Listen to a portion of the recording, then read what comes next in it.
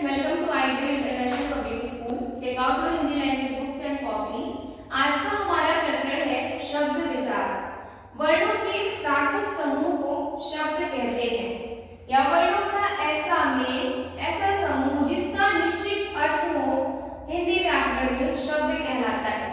आज हम शब्दों के टाइप्स पढ़ेंगे। शब्दों का वर्गीकरण चार आधार पर किया जाता है। अर्थ की दृष्टि से शब्द के भेद, उत्पत्ति या स्रोत की दृष्टि से शब्द के भेद, रचना की दृष्टि से शब्द के भेद और प्रयोग की दृष्टि से शब्द के भेद। अर्थ की दृष्टि से शब्द के दो भेद होते हैं, दो प्रकार होते हैं, सार्थक शब्द और निरर्थक शब्द। सार्थक का मतलब होता है जिसका कोई अर्थ हो, जिसकी कोई मीनिंग हो। निरर्थक का अर्थ होता है जिसकी कोई मीनिंग न हो, नॉन मीनिंगफुल। आई होप आपको समझ में आ गया होगा। सार्थक शब्द जो शब्द किसी अर्थ का बोध कराए, जिसका कोई अर्थ हो, उसे सार्थक शब्द कहते हैं। जैसे माता, पिता, पुस्तक, स्कूल, भाई, बहन, ये सब क्या है, आपके सार्थक शब्द हैं क्योंकि इसका एक अर्थ है, आपको इसकी मीनिंग पता चल रही है।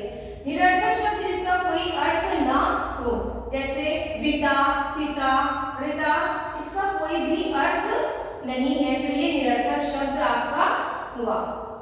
आई होप आपको अर्थ की दृष्टि से शब्द के भेद समझ में आ गए होंगे कि सार्थक शब्द क्या होते हैं और निरर्थक शब्द क्या होते हैं। अब हम पढ़ेंगे उत्पत्ति या स्रोत की दृष्टि से शब्द के चार भेद होते हैं।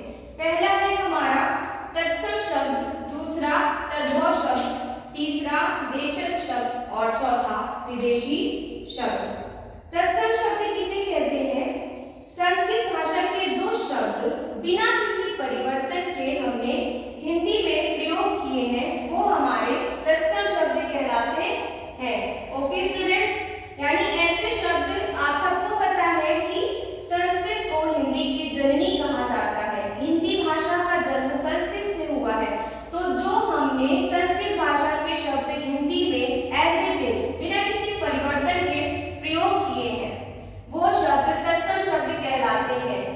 और तद्भव शब्द वो जो संस्कृत भाषा से ही हमने हिंदी में प्रयोग किए हैं लेकिन उसमें थोड़ा बहुत परिवर्तन किया है, वो तद्भव शब्द कहलाते हैं। उदाहरण से समझिए, अग्नि शब्द आपका तत्सम शब्द है क्योंकि संस्कृत में भी आग को अग्नि कहा जाता है और हिंदी में आपने अग्नि प्रयोग किया तो वो आपका बिना किसी परिवर्तन के संस्कृत से हिंदी में प्रयोग हुआ है, तो तत्सम शब्द का उदाहरण हुआ। लेकिन उसी अग्नि को जब आपने थोड़ा परिवर्तन करके आग शब्द का प्रयोग किया तो वो संस्कृत से ही लिया लेकिन उसमें थोड़ा परिवर्तन हो गया, तो वो आपका तद्भव शब्द का उदाहरण हो जाएगा। दूसरा उदाहरण समझ सकते हैं, छिद्र तत्सम शब्द है और छेद तद्भव शब्द है। आई होप आपको तत्सम और तद्भव में अंतर समझ में आ गया होगा स्टूडेंट्स। जो शब्द आपने संस्कृत भाषा से बिना किसी परिवर्तन के हिंदी में प्रयोग किए वो तत्सम शब्द कहलाते हैं और जो परिवर्तन करके हिंदी में संस्कृत से ही प्रयोग में लाए गए हैं वो तद्भव शब्द कहलाते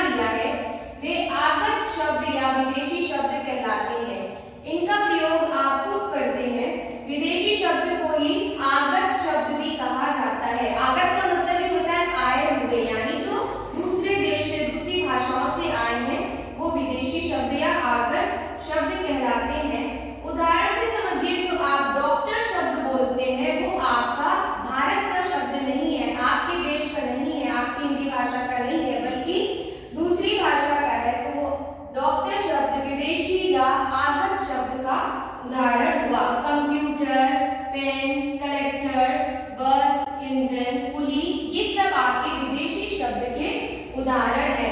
आई होप आपको तत्सम शब्द, तद्भव शब्द, देशज और विदेशी शब्द समझ में आ गए होंगे। ओके स्टूडेंट्स, अब हम पढ़ेंगे उत्पत्ति रचना की दृष्टि से शब्द के भेद 3 होते हैं। रूढ़ शब्द, यौगिक शब्द, योग रूढ़ शब्द। रूढ़ शब्द किसे कहते हैं? जो शब्द किन्हीं अन्य शब्दों के योग से नहीं बनते, यानी ये किसी शब्द के मिलने से नहीं बनते। योग का अर्थ होता है मेल, परंपरा से किसी विशेष अर्थ में हमेशा से प्रयुक्त होते आ रहे होते हैं।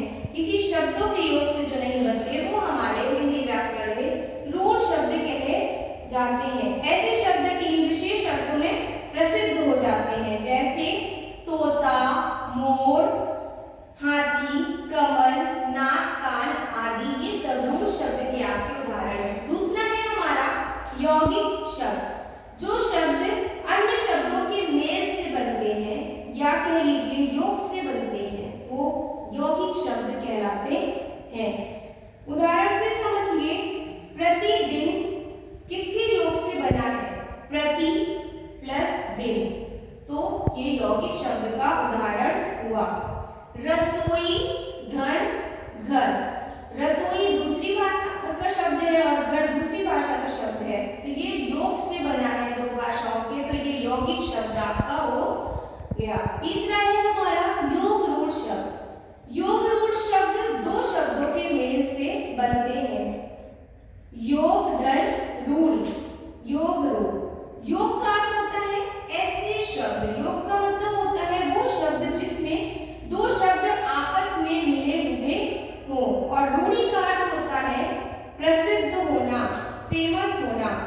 अतः ऐसे शब्द रूढ़ शब्द में किसी शब्द के योग से बनते हैं। ये शब्द सामान्य अर्थ को प्रकट न कर विशेष अर्थ को प्रकट करते हैं। जैसे पंकज का अर्थ है कीचड़ में जन्मा, परंतु पंकज शब्द केवल कमल के लिए रूढ़ हो गया है। अतः ये यौगिक होते हुए भी क्या हो जाता है?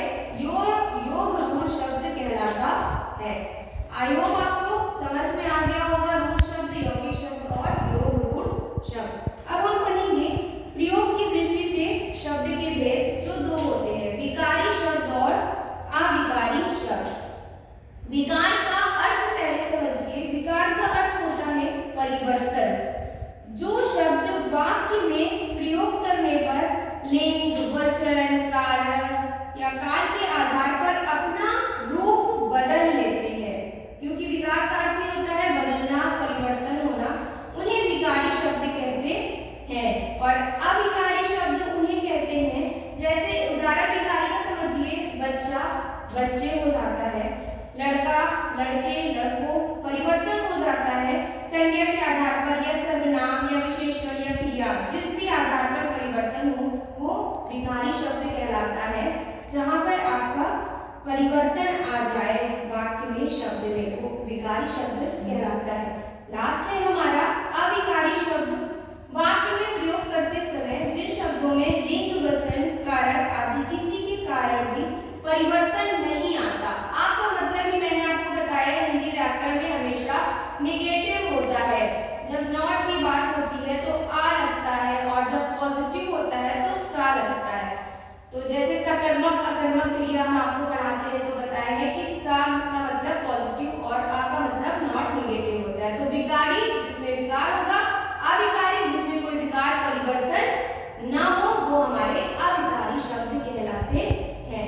आई होप आपको शब्द विचार और शब्दों का वर्गीकरण समझ में आ गया होगा। आपको अपनी हिंदी व्याकरण की कॉपी में इस कक्षा कार्य को साफ और सुंदर लेख में लिखना है और इन सब की परिभाषा याद करना है। ओके स्टूडेंट्स, तो आज का आपका गृह कार्य है तत्सम और तद्भव शब्द के 10 उदाहरण लिखना है आज के दिनांक में गृह कार्य के रूप में। आपको कक्षा कार्य और गृह कार्य डेट वाइज करना है। जब आप स्कूल आएंगे तो आपकी कॉपी चेक होगी। Thank you class.